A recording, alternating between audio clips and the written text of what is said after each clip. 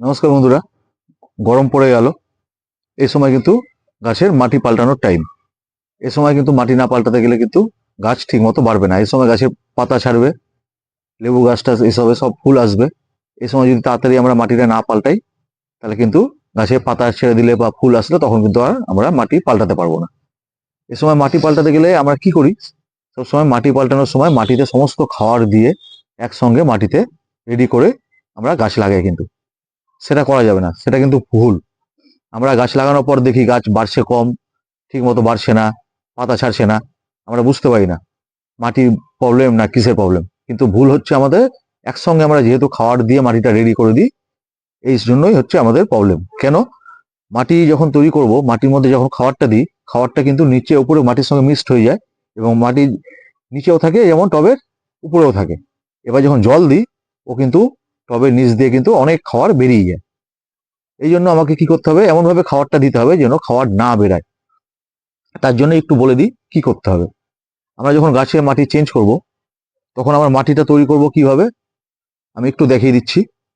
মাটি তৈরি করার সময় একটু ভালো হয় মাটিকে একটু ভালো করে গুঁড়া করে নেবেন। গুঁড়া করে একটু রোদ্রে শুকিয়ে নেবেন ভালো করে। একটু চুন দিয়ে নিতে গেলে মাটি শোধন যেমন করে, আমার আগেও ভিডিও দেওয়া আছে মাটি শোধনের, দেখে নেবেন। ওইভাবে মাটিটা শোধন করে নিতে গেলে খুব ভালো হয়। এইভাবে আমরা মাটি গুঁড়া করে নিয়েছি। প্রথমে আমি কিছু মাটি নিয়ে নিব। এরকম মাটি নিয়ে নিলাম। এর মধ্যে কি করব? গোবর সার, এই যে গুঁড়া করে নিয়েছি গোবর সার। আপনি গোবর সার নেন বা ভার্মি কম্পোস্টও নিতে পারেন। এভাবে গোবর সার একটু নিয়ে নেবো এর মধ্যে।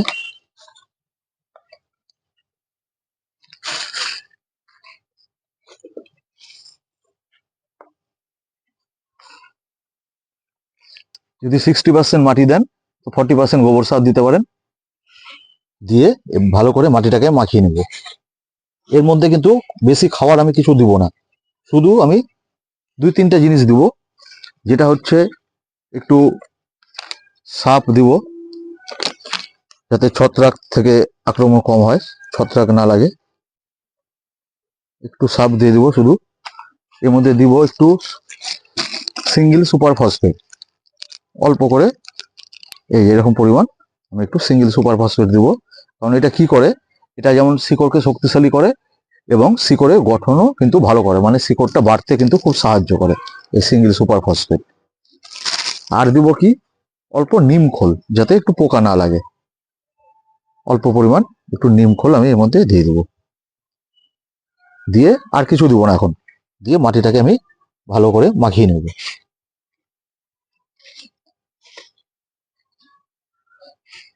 যদি একটু মাখিয়ে আগে আগে যদি 10-15 দিন আগে করে রাখতে পারেন, তাহলে খুব ভালো হয়। 10-15 দিন আগে রেডি করে যদি রেখে দিতে পারেন, করে তারপরে গাছ লাগানোর সময় লাগাতে হবে, তাহলে খুব ভালো হয়। এইভাবে ভালো করে আমি এখন মাখিয়ে নিলাম। মাখিয়ে নিয়ে এবার যখন আমি গাছটাকে লাগাবো, আমি গাছটাকে হালকা করে তুলে নেবো আগে। তুলে নিয়ে কি করবো, এখান থেকে আমি গোড়া থেকে হালকা করে মাটিগুলো কিন্তু একটু ঝরিয়ে দেবো, আগের মাটি। এভাবে হালকা হালকা করে মাটিগুলোকে আমি একটু ঝরিয়ে নেব। এভাবে একটু করে হালকা করে আমি একটু ঝরিয়ে নিলাম মাটিগুলোকে। অল্প মাটি রেখে দিলাম, বাদ বাকি এগুলো ঝরিয়ে নিলাম। এগুলো শিকড় অল্প ছিললেও কোনো ক্ষতি হবে না। নিয়ে এবার কি করব, এই টবটাতে আমি এই তৈরি করা মাটিটা দিয়ে দিব। এবার আমি মাটিটা তৈরি করা মাটিটা টবের মধ্যে দিয়ে দিব। অল্প করে আগে মাটি দিব। মাটি দিয়ে গাছটাকে এভাবে বসিয়ে দিব। বসিয়ে সাইড দিয়ে আমি মাটি দিয়ে দিব। এইভাবে মাটি দিয়ে দিলাম। দিয়ে হালকা করে হাত দিয়ে একটু চেপে দেব। একটু ফাঁকা রাখবেন টব থেকে, একটু ফাঁকা থাকার জন্য, কারণ এরপরে যে খাবারটা দিব তাতে সুবিধা হবে। এভাবে ফাঁকা থাকলো। এভাবে মাটিটা দিয়ে এবার আমি এটাতে কিন্তু জল দিয়ে দিব। এখন একদম টব ভর্তি করে জল দিয়ে দিব। প্রথমে গাছ লাগানোর সময় সবসময় টব ভর্তি করে জল দিয়ে দিবেন। পরে যেমন যেমন লাগবে সেভাবে দিতে হবে। এখন আমি ফুল জল দিলাম। তাহলে এবার কিন্তু তাহলে তো খাবার দিলাম না, মাটিতে কিন্তু কোনো কিছু দিলাম না, দিলাম হচ্ছে একটু নিমখোল দিলাম, সিঙ্গেল সুপার ফসফেট দিলাম, আর একটা ফাঙ্গিসাইড পাউডার দিলাম। এটুকু দিয়ে মাটি করলাম। তাহলে খাবারটা কখন দিব? গাছে তো খাবার লাগবে। খাবারটা এই গাছটা লাগানোর মোটামুটি 1 মাস পর, গাছটা যখন লেগে যাবে, দেখবো পাতা ছাড়ছে, সেই সময় আমাকে খাবারটা দিতে হবে। খাবারটা দিতে গেলে কি কি খাবার দিব, কিভাবে দিব, সেটা একটু দেখিয়ে দিই। এবার খাবারটা আমি কি দিব এবং কিভাবে বানাবো, আমি অল্প করে বানিয়ে দেখাচ্ছি, আপনাদের পরিমাণ মতো আপনারা এভাবে বানিয়ে নেবেন। প্রথমে আমি নিয়ে নেবো গোবর সার। আপনি গোবর সারের জায়গায় আপনি যদি ভার্মি কম্পোস্ট থাকে ভার্মি কম্পোস্টও নিতে পারেন, আবার পাতা পচা সার থাকলেও নিতে পারেন। আমার গোবর সার আছে, আমি ওই জন্য একটু গোবর সার নিয়ে নিলাম, অল্প পরিমাণ গোবর সার নিয়ে নিলাম। এবার দিব এর মধ্যে একটু 1 চামচের মতো হাড়ের গুঁড়া। এই যে চামচটা একটু বড় আছে, দেখে নেবেন, এরকম 1 চামচের মতো আমি দিয়ে দেবো হাড়ের গুঁড়া। হাড়ের গুঁড়াতে কি আছে? ফসফরাস আর ক্যালসিয়াম কিন্তু আমরা হাড়ের গুঁড়াতে পেয়ে থাকি। আর দিব কি? শিং কুচি 1 চামচের মতো। এটাতে আমি পাবো নাইট্রোজেন এবং ফসফরাস, আমি দুটোই পেয়ে থাকি। এইভাবে দিয়ে দিলাম একটু শিং কুচি। আর দিব সরিষার খোল, এটাতেও কিন্তু ফসফরাস নাইট্রোজেন পেয়ে থাকি। 1 চামচের মতো থেকে 1.5 চামচ সরিষার খোল দিয়ে দিলাম। আর দিব কলার চোকা, মানে শুকনা কলা চোকাকে চোকাকে রোদ্রে শুকিয়ে এটাকে গুঁড়া করে নিয়েছি, কারণ এতে কিন্তু প্রচুর পটাশ থাকে। এই জন্য কলার চোকার গুঁড়া আমি 1 চামচ দিয়ে দিচ্ছি। আর দিব ডিমের খোসাকে গুঁড়া করে নিয়েছি শুকিয়ে, এখানে ক্যালসিয়াম থাকবে অনেক। ডিমের খোসা গুঁড়া আমি 1 চামচ এর মধ্যে দিয়ে দেবো। দিয়ে এবার এটাকে ভালো করে আমাকে মাখিয়ে নিতে হবে। মাখিয়ে নিয়ে এটাকে সঙ্গে সঙ্গে দিতে পারেন, আবার যদি হালকা করে জলের ছিটা দিয়ে একটু ভিজিয়ে রেখে 15 দিন কোনো কিছুর মধ্যে, প্লাস্টিকের মুখ যে কোনো কারোর মধ্যে মুখ বন্ধ করে রেখে দিতে পারেন দিন 15, তাহলে কিন্তু খুব ভালো হয়। আমি এখন দেখানোর জন্য দেখিয়ে দিচ্ছি, এমনি দিলেও অসুবিধা নাই, একটু ভিজিয়ে রাখতে গেলে আরো ভালো হয়। হালকা করে, তাহলে বেশি জল দিবেন না, খুব অল্প জলে ভিজিয়ে রেখে এবার এটাকে আমাকে গাছ লাগানো, তার লাগানো কিন্তু মোটামুটি 1 মাস পর, 1 মাস আগে দরকার নাই, গাছটা লেগে যাবে, পাতা টাতা ছাড়বে, তখন আমি খাবারটা দেবো।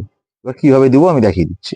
এই গোলাপ গাছটা আগেই লাগানো হয়ে গেছিল আমার, 1 মাস আগেই, ওই জন্য এখন এটাতে একটু দেখিয়ে দিচ্ছি। এই যে এই গোলাপ গাছটা লাগালাম, এখন এটাতে এখন দিব না, এটা 1 মাস পর দিব। এখন এটা 1 মাস হয়ে গেছে আমার, এই জন্য এটাতে একটু দেখিয়ে দিই কিভাবে দিব। এটাকে দেওয়ার সময় আমাকে কিন্তু সাইড থেকে, আমি টবের সাইড থেকে অল্প করে মাটি একটু তুলে নেব, চারিদিকে কানার চারিদিকে কানাতে এভাবে মাটি একটু করে তুলে নেব।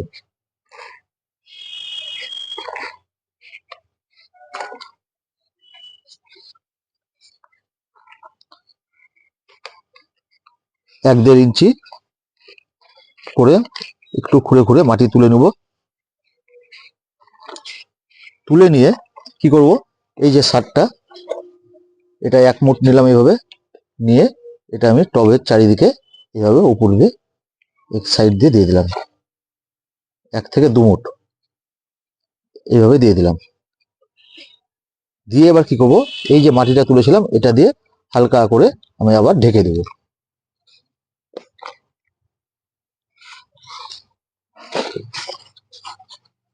এই মাটি দিয়ে আমি এটাকে আবার ঢেকে দিলাম। দিয়ে এর মধ্যে এবার একটু জল দিয়ে দেবো, এইভাবে জল দিয়ে দেবো। তাহলে কি হবে, খাবারটা কিন্তু আমার চট করে জল দেওয়ার জন্য নিচ দিয়ে বেরিয়ে যাবে না, জলটা বেরাবে কিন্তু খাবারটা বেরাবে না। কেন? খাবারটা আমি উপরে দিলাম। এবার খাবারটা আস্তে আস্তে মাটির সঙ্গে মিশবে এবং আস্তে আস্তে ও কিন্তু নিচে যাবে। তাহলে কি হবে, আস্তে আস্তে খাবারটা গাছ টানতে পারবে। যদি মাটির সঙ্গে মিশিয়ে দিই, আমার কিন্তু বেশিরভাগ খাবারই দেখা যাবে নিচের দিকে খাবারগুলো কিন্তু জল দিয়ে বেরিয়ে যায়, খাবারটা কিন্তু গাছে কমে যায়, আমরা বুঝতে পারি না, আমরা একসঙ্গে সব মাটির সঙ্গে সব খাবার দিয়ে মিশিয়ে দিই। এই জন্য আমাদের গাছ কিন্তু ঠিক মতো হয় না। ওই জন্য মাটির সঙ্গে বেশি খাওয়ার দরকার নেই, হয়ে গেলে গাছ লাগানো হয়ে গেলে 1 মাস পর এইভাবে আপনারা খাবার দিয়ে দিবেন। খাবার দিলে দেখবেন গাছ কিন্তু আস্তে আস্তে খাবারটাও গ্রহণ করবে এবং গাছটাও ভালো হবে, গাছ ঠিক মতো খাবারটা পেয়ে যাবে। ঠিক আছে বন্ধুরা, এইভাবে যদি গাছ লাগান, গরম পড়ে যাচ্ছে, এইভাবে মাটি চেঞ্জ করেন, করে কিন্তু খাবারটা এইভাবে 1 মাস পর খাবারটা দেন, দেখবেন বছরে 2 থেকে 3 বার করে খাবার দেন, এইভাবে দেখবেন আপনার গাছের চেহারা কিন্তু চেঞ্জ হয়ে যাবে। 2-3 মাস পর পর এইভাবে একবার করে খাবারটা দিয়ে দেন, দেখবেন খুব ভালো সুন্দর গাছ হয়ে উঠবে। ঠিক আছে। যদি ভিডিওটা ভালো লাগে অবশ্যই একটা লাইক করবেন এবং চ্যানেলকে সাবস্ক্রাইব করবেন এবং আমার ফেসবুক পেজে একটা ফলো করে দিবেন। নমস্কার।